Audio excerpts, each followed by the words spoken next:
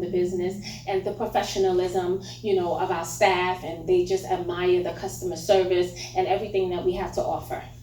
Now, I know she's talking all the good stuff here, but bring it on. let's be real. Over 4 years, you're going to hit hiccups in the business, and you're not going to please every customer that walks through your door. So for us, for a few years, every time we would get a negative review, our hearts would be so broken. So learning how to deal with that sort of reject, because it happens. Not everybody's going to be happy when they walk in. So learning how to deal with that, learning to make sure that you train your staff, because you're not there every second of the day. Right. And I mean, we're on 65th Street, so for us it's very crucial. If you don't say boo when they walk in, it's like, oh my God, I walked in and they didn't even say hi, or, or they took someone before me, without an appointment. So it's just like every little thing is a problem. Right. I mean, I've had a customer walk in and she didn't have an appointment. She was like, well, I want to be seen now. And I said, but you'll walk in. You have to sign a list and we'll get to you. You have 3 people ahead of you. Oh, no, but I want to go first. I said, unfortunately, ma'am, if that was the case, you should have booked an appointment. Yeah. But everybody feels entitled, especially on 65th Street. Yeah. So learning how to deal with that customer base. And, we have people of color who come in, and we want to be fair to everyone. But not everybody walk in, they want to feel entitled. They want to feel like they're more important than the next person. So learning how to handle that crowd, and learn how to take rejection. Everybody is not going to be happy. Oh, go ahead. And I think that we went to this meeting, and we were sitting amongst other children business owners. And just to hear them say, oh yeah, we got a bad review. And they were so calm. And they were like, what? And so you learn over time, it's a bad review, chalk it up, and you just keep it moving. You train your staff, and you just... No, because us, we cry. In the beginning, because it's like, this is your baby. Professional way. And it's like, somebody wrote a bad review, oh my goodness. It's like somebody hitting your baby, your child. But you know what? You just have to keep it moving. I think that the strength that you have to just keep it moving. Yeah. And just know that tomorrow is another day to correct, what was wrong yesterday.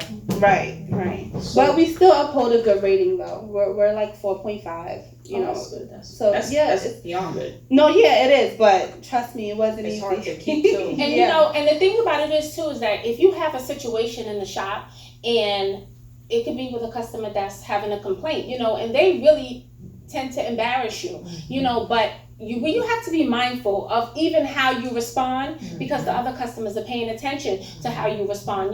Sometimes, like she was saying, the customer came in and walk in and they want to be serviced, and we handle it in such a professional way that when the customer leaves, the other customers come up to me and they're like, I just want to let you know that you handled that in such a professional way. I could not have done a better job. I'm just so proud of how you handled it. And sometimes because we're African American, people think that we can be obnoxious sometimes, and we're going to be beside ourselves, but we know how to handle ourselves, and we know how to handle all the customers that walk in. Not to stick on the race, but being African American, when it came to your prices, did you ever get those customers that's like, come on, sis? Come on, queen. Like, we can I get a discount. Like, how did you handle? Like, were you kind of like, come on, you, like support, or how did you? I'm so sorry. That's the price. know. But were you kind of surprised, like?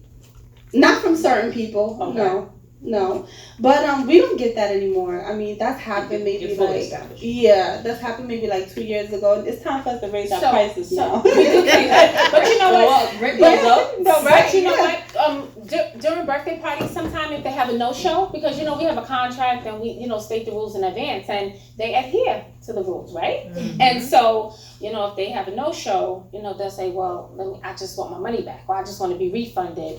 Or you don't have to. You know what? You don't have to give me my money back. Just give me a store credit, and you just have to let them know what the policy is and what you agreed to before you sign this contract. And then they say, "Well, I'm never coming back." Ma'am, this is our policy. I'm sorry. And then I had to be real one day, and I said, well, could you imagine if I did that for every birthday party parent that walked in here? I said, I'd have no business. The doors would be closed. And that's the reality. Sometimes you have to put your foot down. Yep.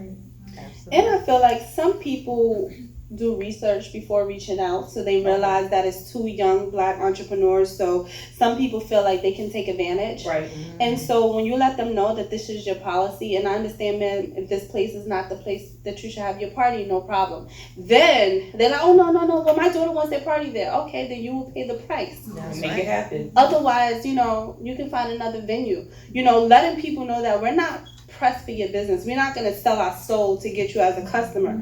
You have to stay true to your business and know that your business model works. It's been working, and you can get with it or you can get without it. Just look somewhere else. So just staying firm and professional at the same time. We have contracts just like every other business. We have policies just like every other business. We get that a lot. Oh, but at so-and-so place, they don't do that. And you say, well, ma'am, we're not affiliated.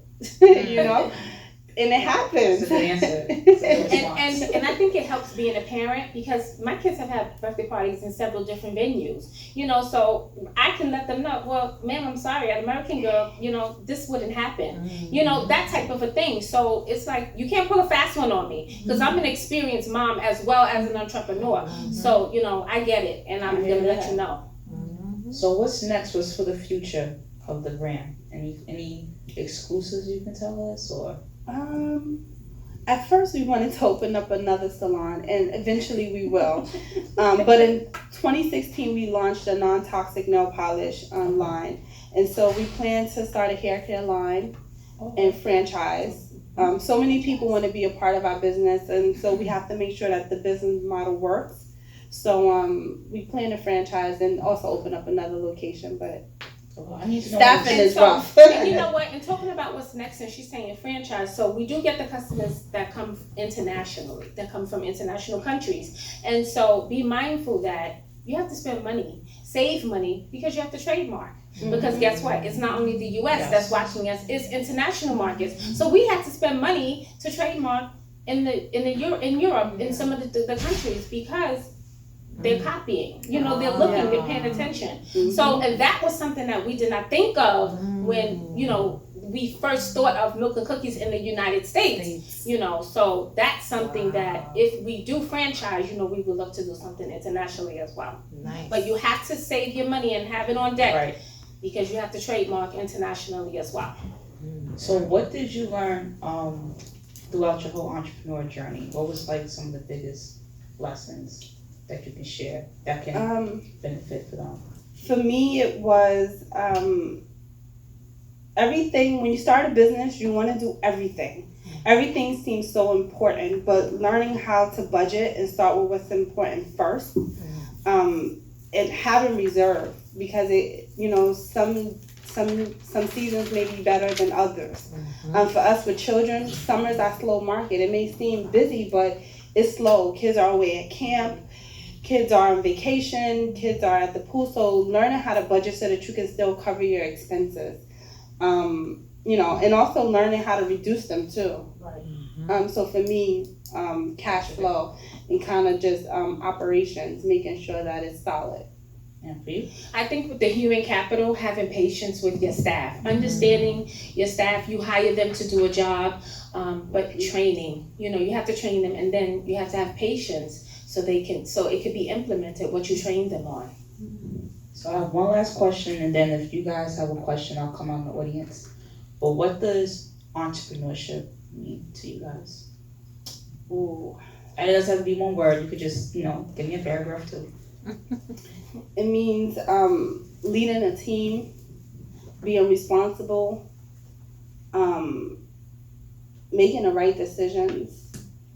Hard work, sacrificing, everything. Dedication. Knowledge. Learning your market. No one can tell me anything about a kid's salon or spa.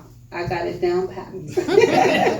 Which is come beneficial for like investors. Yeah. They want to know, do you know your numbers? Yes. Which is good. That's something I stress, that you have to know your market. Absolutely. Because you need to know who you're selling to. Absolutely. Yes. Anybody have any questions? All right, so I'm gonna come out there. So first off, let's give a round of applause. Please. You guys really,